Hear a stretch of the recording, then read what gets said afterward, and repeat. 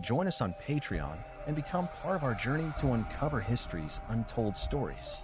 Your support helps us create in-depth content, bring hidden narratives to life, and keep history alive for everyone. There are stories buried in the soil of history, stories that do not make it into textbooks or polished museums. They live instead in whispers, in family traditions, in the oral echoes of communities who remember. Among them is the tale of black herbalists, men and women who carried the ancestral knowledge of roots, leaves, and healing hands. They were doctors before medicine was written in Latin. They were scientists before laboratories had electricity. And yet, so often, their names were erased, their work criminalized, their discoveries stolen or deliberately suppressed. To understand this history, one must first step back into the world of African healing traditions. Across West Africa, Central Africa, and along the great rivers and forests of the continent, herbal medicine was not a profession set apart, but a sacred duty woven into the community. Every healer, often called by names like root doctor, babalawo, nana, or midwife, was both a scientist and a spiritualist. They studied plants for generations, passing down formulas that relieved fevers, cured infections, soothed childbirth pains, and strengthened the body against disease. When Africans were forced onto slave ships and carried across the Atlantic, they did not leave this knowledge behind. They carried it with them, sometimes literally, by braiding seeds into their hair, and sometimes spiritually, in memory and ritual. In the Americas, enslaved Africans became the quiet physicians of the plantation. The enslavers brought European medicine with them, but was crude, often brutal, and deeply distrusted. Bloodletting, purges, and toxic metals like mercury were the tools of colonial doctors. By contrast, black herbalists drew from the land, identifying local plants that mirrored the healing power of African species. Sassafras was used for fevers, cotton root as a contraceptive, okra leaves for inflammation, and dogwood bark for malaria. They discovered remedies for diseases the Europeans could not treat effectively, making them indispensable even to those who claimed to own them. One figure who emerges in this legacy is Caesar, an enslaved herbalist in South Carolina in the 1700s. Caesar's remedies became so renowned that even white colonists sought him out. When he was still enslaved, his treatments for snake bites and poison saved countless lives. Eventually, the South Carolina legislature granted him his freedom in exchange for revealing his recipes, recording them in the colonial archives. His cures relied on plants like plantain root, dog fennel, and rattlesnake master, plants that modern pharmacology would later confirm had real medicinal properties. But Caesar's story also reveals the tragedy of erasure. Though his knowledge was appropriated, his name was reduced to a curiosity in medical journals, and his broader contributions to healing were dismissed as folk rather than science. This pattern repeated across centuries. Black herbalists, especially those working in the shadows of slavery and segregation, were often the first line of defense against epidemics that swept through poor and marginalized communities. During the yellow fever outbreaks of the 18th and 19th centuries, black healers used herbal tonics, poultices, and quarantine practices rooted in African traditions. When cholera and smallpox spread, enslaved midwives and herbalists created treatments from roots and leaves that gave patients better chances of survival than the bleeding and calomel of licensed doctors.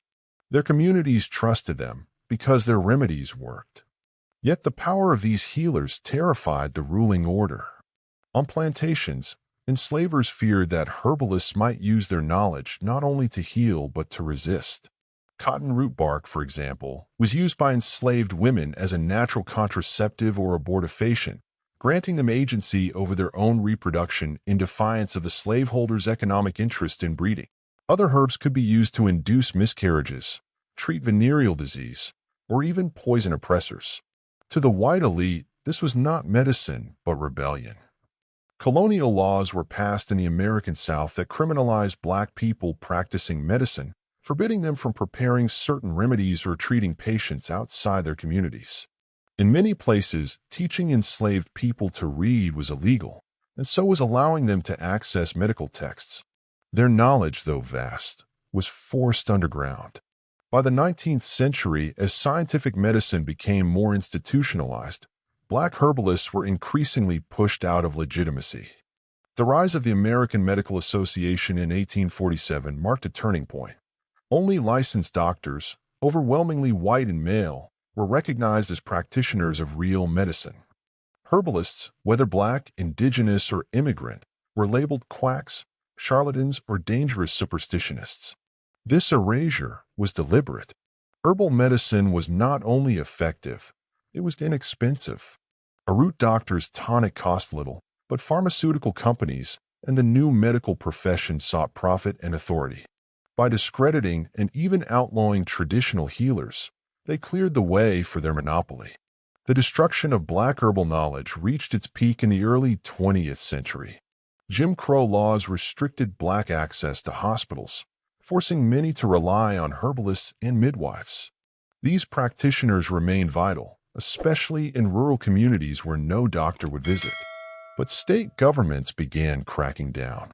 In the 1920s and 1930s, health departments targeted granny midwives, accusing them of spreading infection, though studies show their outcomes were often as safe or safer than white doctors.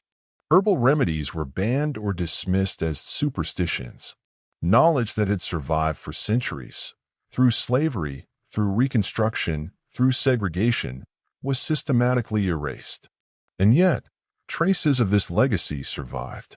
Zora Neale Hurston, the anthropologist and writer, recorded the practices of black root workers in the South during the 1930s. She documented how healers used herbs for both physical and spiritual purposes, showing the deep continuity between African traditions and African American resilience. Other scholars in the mid-20th century began to re-examine herbal practices, finding that many contained pharmacological truths. Cotton root bark, once dismissed, was found to contain compounds that stimulate uterine contractions. Sassafras, long used as a fever reducer, contains safrole, a compound with powerful biological effects. Dogwood bark indeed worked against malaria, just as enslaved herbalists claimed. The tragedy is not only that this knowledge was suppressed, but that it was often stolen without acknowledgement. Many pharmaceutical discoveries of the 19th and 20th centuries were drawn from indigenous and African remedies, yet credited to white scientists.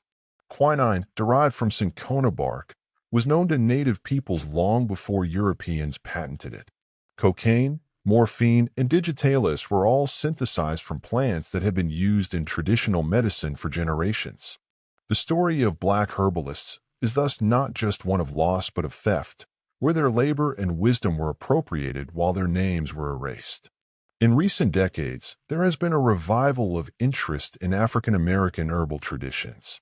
Scholars, healers, and community activists have worked to recover the memory of those who practiced medicine when it was illegal for them to even call themselves doctors. Figures like Caesar are being studied anew, not as curiosities but as scientists in their own right. Black herbalists are increasingly acknowledged as part of the lineage of African survival, whose work was not destroyed entirely but carried in secret, in gardens, in kitchens, and in whispered recipes passed down through families.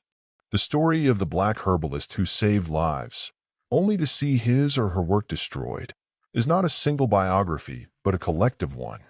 It is the story of Caesar in South Carolina, of the midwives of Alabama and Georgia, of the root doctors of Louisiana, of the women who used cotton root to resist bondage, of the men and women whose knowledge was dismissed by scientific medicine even as it was quietly stolen. It is also a story of survival against impossible odds. For every cure lost to suppression, another survived in memory.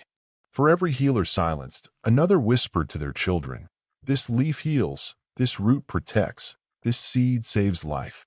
The destruction of their work reminds us of the violence of erasure, but their survival reminds us of resilience. Modern medicine owes a debt to these healers that has yet to be repaid. And perhaps the most important lesson is this: knowledge rooted in the earth, in tradition, in community, is not easily destroyed. It lives as long as people remember.